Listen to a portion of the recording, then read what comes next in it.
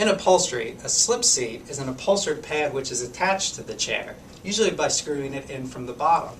It makes a great first upholstery project because it doesn't involve any sewing. It also makes a chair easy to reupholster just by popping the pad off, covering it in a different fabric, and screwing it back in. For this chair, it used to be covered with a cane seat and a cane back, and I'm turning it into an upholstered chair. The first thing I did was I cut out a plywood slip seat. This is just a piece which fits over top. When I'm done upholstering, I'll screw it in, but for now, I'm going to leave it loose. Your first layer is a sheet of foam rubber. Trace the outline of your plywood piece onto the foam rubber. Now carefully cut the foam out. I like to use these long snap blades because you get a really long and razor-sharp blade to cut through the foam with. Make sure you also have a self-healing cutting mat underneath so you don't cut into your table and dull your blade. If you're using a thicker or a denser foam, you might want to invest in an electric foam cutter.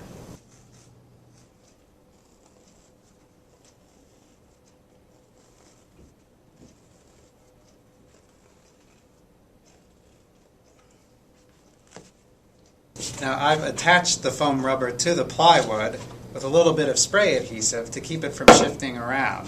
Now I'm just going to cut a little bevel around the whole edge so that when I wrap the batting over it, it's going to be a softer curve rather than a sharp corner.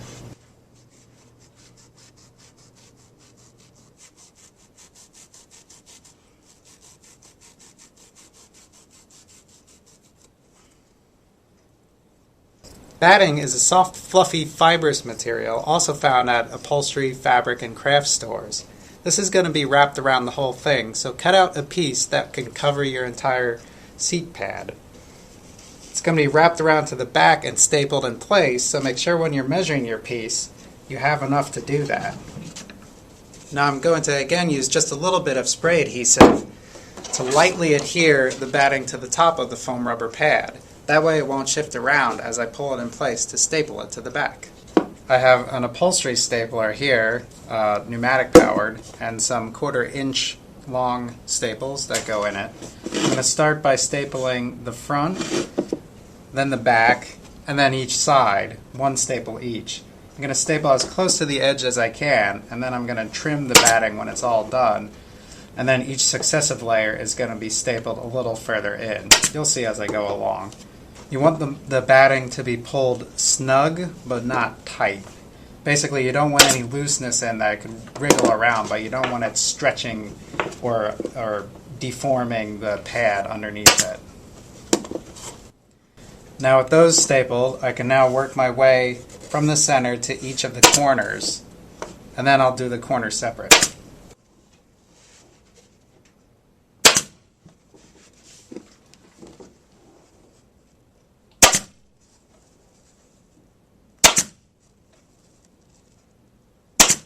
So for the corner, I just want to make sure that I don't have any folds or pleats along the side. Since I'm going to be trimming a lot of it off, I just kind of smush it in place until I get what I want.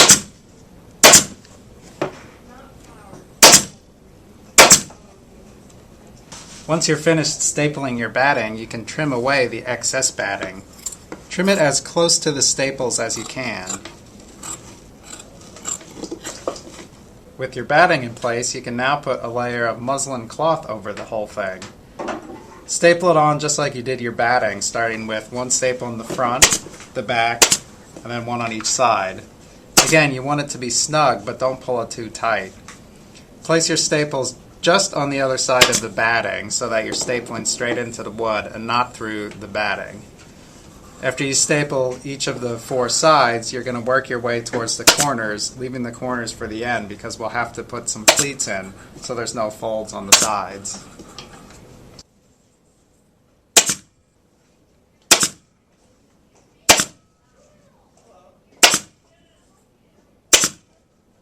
Now when you get to the corner, stop stapling a little bit from the edge so that you have some fabric to work with. The first thing you're going to do is pull directly from the corner at a 45-degree angle and staple that down.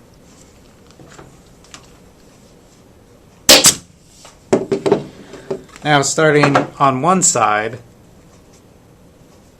you're going to make a little pleat right on the corner. And a pleat is just a fold in the fabric so that it looks like a straight line.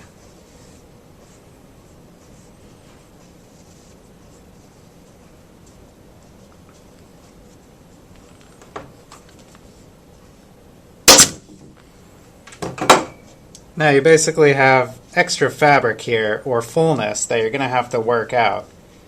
You're going to work it out by making tiny little pleats and stapling along the way. And your goal here is to keep all the folds on the bottom of the pad and not have any visible on the side. This takes some practice. And the first couple times you do it, you may have to remove your staples and try it again.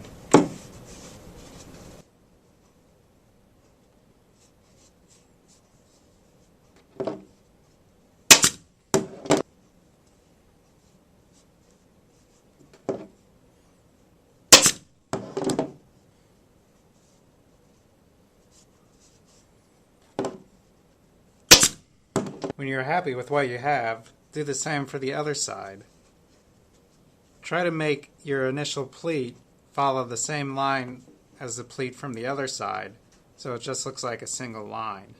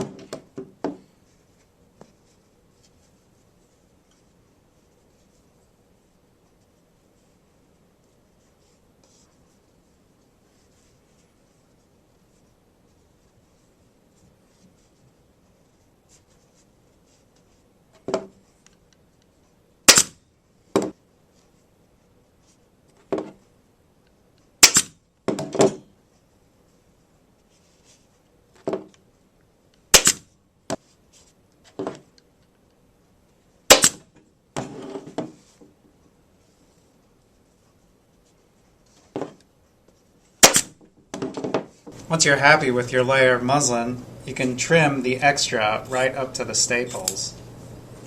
Now when you go to reupholster this, you just strip the outside fabric off, and the muslin is already holding all the padding and the batting in. So reupholstery is just a matter of switching the outside most fabric around.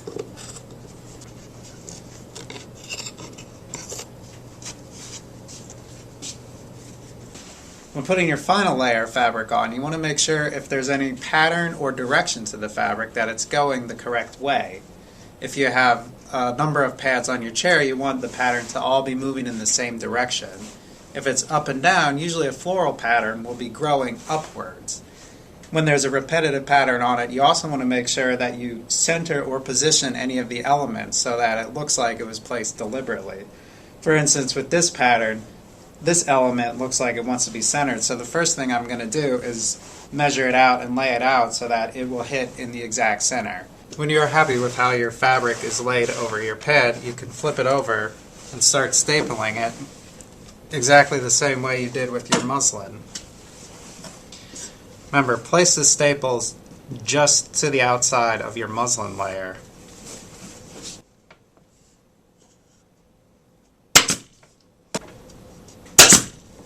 Start with one staple in the center of the front, followed by one in the center of the back, and then one in the center of each side.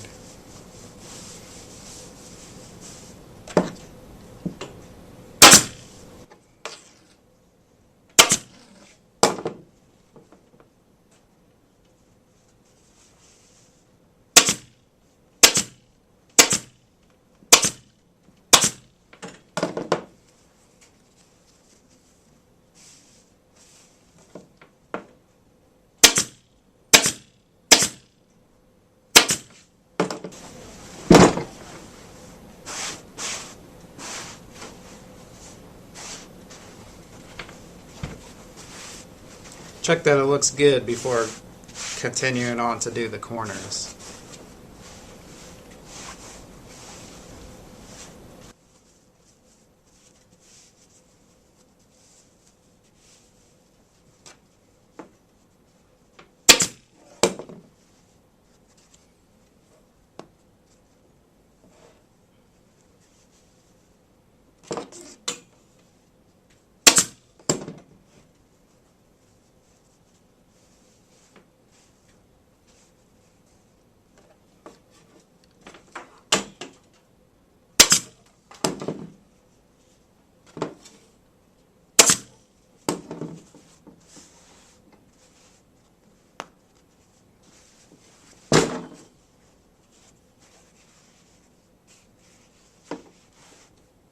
Once the pad is upholstered to your liking, you can then trim your extra fabric right down to the staple line. If you have a lot of fabric, you can trim it away somewhat beforehand, but you want to leave it at least a little long because the length helps you pull it into place as you're stapling.